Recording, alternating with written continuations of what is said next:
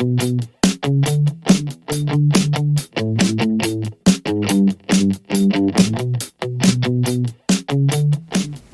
guten tag, bonjour, terima kasih, whatever it is, wherever you are. Welcome back to the channel. I'm Miles, and this is Aromas by Miles and our slow dance around the world of fragrances. So I'm glad you could join me today. We've got a good show for you today. We're going to be looking at the House of Dastan, which is a continuation of our discovery series that we've been doing, where we're buying discovery sets from houses around the world to get you exposed to more fragrances that you might not ordinarily see. Some of them good, some of them not so good, but that's going to be our little adventure today.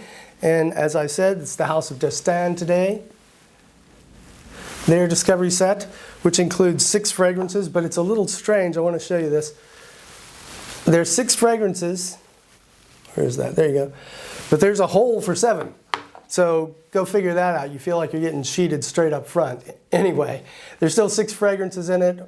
It was started by a brother and sister combination that used to have spent 20 years working for Max Aroma.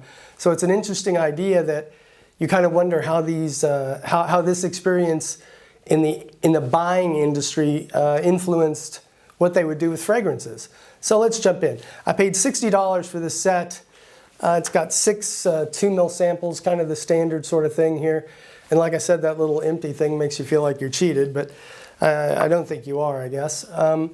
Anyway, the first one I want to talk to you about is Unseen. And Unseen has gotten quite a bit of hype over the last, I don't know, year and a half, something like that. It's an Oriental woody that was launched in 2005. It's clean, musky to me. A little bit of woods in the background. It's, you know, I don't know, kind of a fresh linen kind of scent with a little bit of cedar that makes up that deep woods kind of vibe in the back. I'm going to put it on strip here. It's been a little bit since I've worn all of these a couple of times just to give it a good wearing to see what it is. Oh, yeah, it's that fresh linen. A little bit of woodsy vibe, but then there's sandalwood, musk, tonka, vanilla, patchouli. Again, they give it that woody kind of earthy smell. It's fruity to me and sweet on my skin. The longevity and sillage are about average with 5 or 6 hours. The sweetness is kind of trendy, which makes it lean, kind of masculine. They say it's a unisex fragrance, but all in all, it's a pretty good fragrance. It leans kind of manly to me, and that's because of the vanilla and the tonka and the musk. The freshness is there. I'd be okay wearing this in a summer evening. It probably can't hold up too much to the really hot summertime, and I don't think it's got enough depth and strength to get through a big winter or some cold weather. I think it's a sample that's worth taking a look at. You can get these samples at discounters. It's a good smell, but again, nothing groundbreaking. So I would wear it. If you force this one on me, I would go ahead and take a shot at it. So the next one I want to talk about is Love Flame. There you go, like you can see that. Love Flame has gotten some traction too in the fragrance community and on the internet. It's a vanilla fragrance. Richard Erpin is the nose behind it, as he is with most of these Dastan fragrances. This was launched in 2024. It's very vanilla forward to me. And making vanilla the opening scent or the opening note in a fragrance today has kind of been there, done that. That's just my opinion, but it just seems like it's kind of overdone. That DNA, that projection is very modern, very youthful. It's just been done. So top notes are iris, orchinox, which is a proprietary ingredient, patchouli, chocolate. There's some lavender in it to almost give it that fougere vibe. Vanilla, musk, carrot seeds.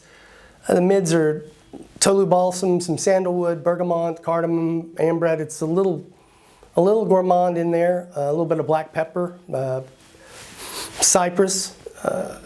The base is cedar, castoreum, vetiver, and mandarin orange. I mean, that's a shit ton of notes, but it's a complex fragrance and it's kind of interesting.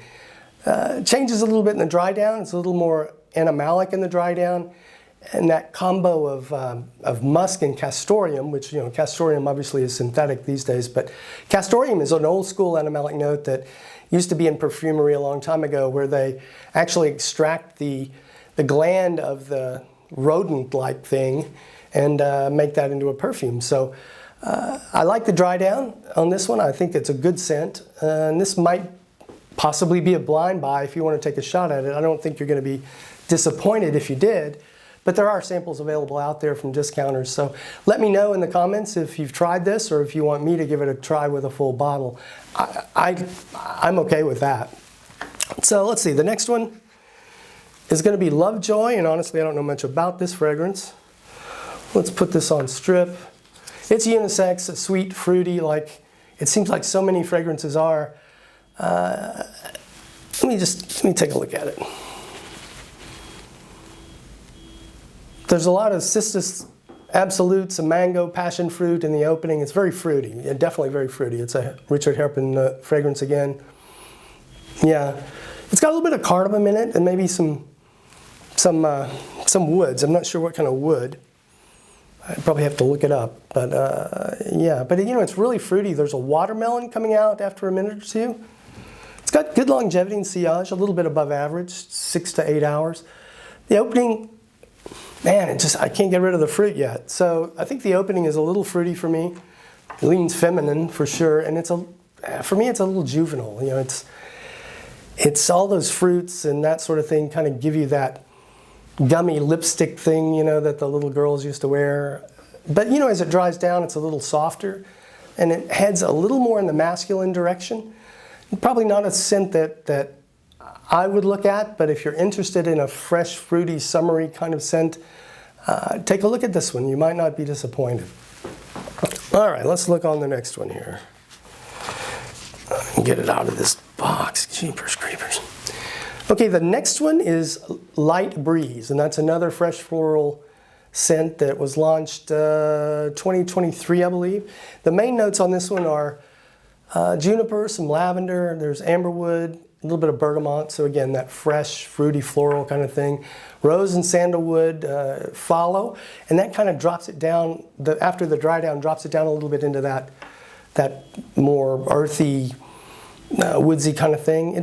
It's kind of a fougere on my skin, but you know, not the barbershop kind. It's a little lighter, it's got a little more air in it. It just, it's not powdery, but it kind of moves along in that light fougere kind of a genre. Longevity and sillage are terrible. And I remember when I tried this, it only lasted a couple of hours. I barely got out of the house with it, but that's surprising to me because the benzoin in it should have kept it going a little bit, but I'm not going to put this one on a strip. I know what this one smells like.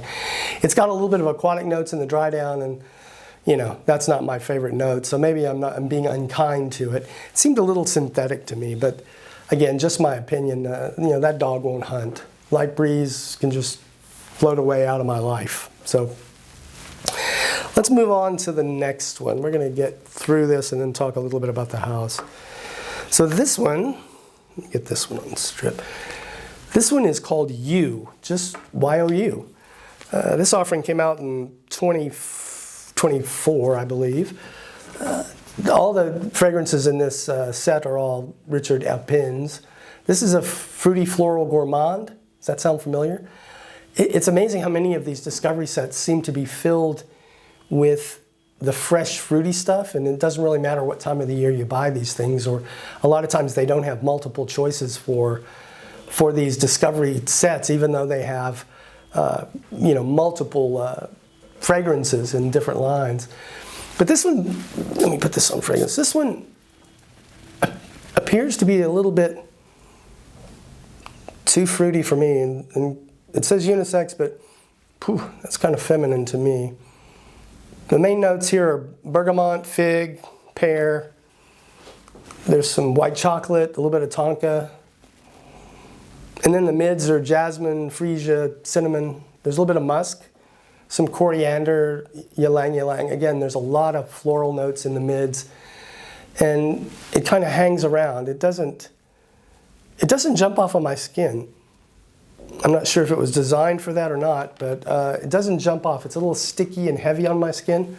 sort of a, I don't know, the mid dry down type notes give me a little bit of that flat milk kind of smell. That one's not a big hit for me either. It does gentle down and soft down in the after the dry down, but I think it's a little bit feminine for me. And the longevity and sillage aren't very good at all, so that kind of seals the deal, and that's another pass for me. So House of Dastan, come up with something good here, buddy. I'm not feeling the love on this one. So let's try the last scent in the box here, and I know this is kind of a quick video, but there are not many things to talk about with a few of these. So this one is Five Senses, and Five Senses has gotten a lot of hype over the last year or two. It was launched, it's been around a long time. It was launched in 2014. It's Dastan's bestseller. It's an oriental and woody fragrance. Again, it's been around a long time, but it just recently picked up some hype in the fragrance community on the internet, and it's starting to sell pretty well. It comes across as a really flat fragrance in a way to me. Let me put this on strip.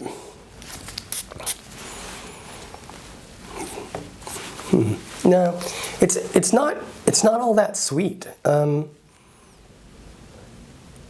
spite of the ingredients list, it comes across as a little bit woody. I don't know why, but it comes across as a little bit woody.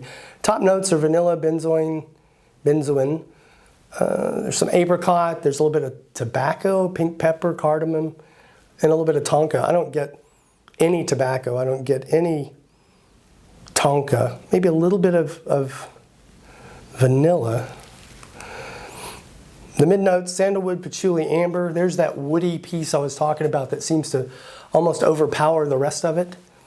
And the base is lime, gaiac, wood, geranium, davana. I mean, the woods are in there, and then there's supposed to be a little bit of oud, but I get absolutely no oud at all. So I was kind of surprised by this scent. You know, patchouli and moss, oak moss in the dry down with a little bit of skanky oud in it, supposedly, but, well, I'm getting a little bit of the oud now. You know, there's been a lot of hype with this fragrance, but honestly, I'm a little bit disappointed because I'm not feeling like this would be a bestseller or one that I would probably add to my collection. Maybe for a few wears in different climates, different temperatures would make a big difference, but I'm not 100% sure. You know, it's going in a woody, dark direction, which right now, I guess for today, I don't get it. Maybe if you like that wet, woody smell, traces of floral, then maybe it's for you. Longevity and sillage, again, are about average to weak. I only got about 4 hours on it from my notes here when I tried it before. For me, this scent isn't really a home run. Its price point's too high because of its popularity. It's too dark for me. Maybe if you like that wet, earthy thing, you could get away with a cold evening maybe and give it a long dry down and see if that might interest you. If it does, great. You know, if you like those fragrances, obviously it's personal preference. So that's the House of Dastan. Their discovery kit's a little underwhelming, to be honest with you, but that's what happens sometimes. At least it's good to know you get a little bit of the sample of the fragrances that they've put out there. Most of them are all fruity floral, summer type fragrances. Those 6 samples are what you get. So tell me what you think. Tell me which one you would buy if you had to buy a full bottle, and I'll try and stay true to my word. There are a few good ones, but nothing that gives me a woody, as you would say. Maybe it's the history of that of the founders spending so many years with Max Aroma. Maybe things are just too generic. Maybe that was my curiosity when I saw the history of the house, which I didn't know much about. So anyway, that's the House of Dastan, 6 fragrances, the discovery set. I'm not going to give that one a thumbs up, but please give this video a thumbs up and subscribe to the channel. It really helps the algorithm, which in turn helps Medic Outpost, which is the reason that the channel exists. I'm sure some of you already know. Medic Outpost is a small nonprofit based in Texas that helps first responders and healthcare providers around the world, providing training and equipment and things in remote areas. So I hope you stay and take a little bit of look, take a little bit of time at the end to check out the few pictures that are there. And as I've always told you, I'm a one-man band. I don't have camera people, I don't have producers, I don't have any of that stuff. So please take that into consideration. And I hope you like the content anyway, and give us a subscription if you'd like to help the nonprofit. So I know there's a lot of content out there, like I always say, and I appreciate you taking the time and watching the video, because I know time is the most important thing. So until next time, thank you all very much. Stay safe out there, and we'll see you in the next video. Take care. Thanks for tuning in to Aromas by Miles. As most of you know, this channel is really dedicated to supporting the Medic Outpost nonprofit, which is a small nonprofit that supports healthcare workers and first responders in remote areas around the world. Anything that comes from this channel is going to go directly to that. So I hope you try and help me expose this wonderful charity and everything they do, and continue to watch Aromas by Miles. Thank you.